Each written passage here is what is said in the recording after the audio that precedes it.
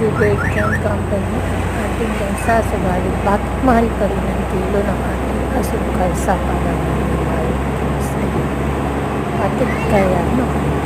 Ayan yung mga dump truck na kasunod natin para haputin ang kanilang aning tubo.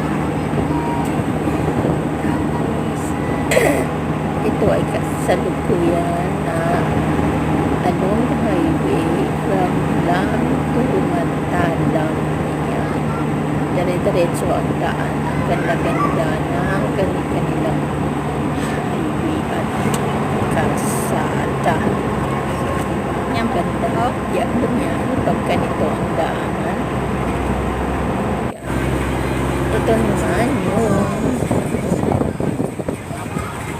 bridge papuntang Cotabato from Sultan Kudarat. At ayan, nakikita mo ba ang nakikita ko? Nandyan yung KCC Mall ng Cotabato City.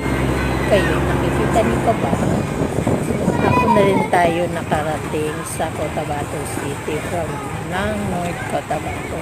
Makulimlim ang panahon at malamig kasi lahat ay inuulanan sa panahon ngayon.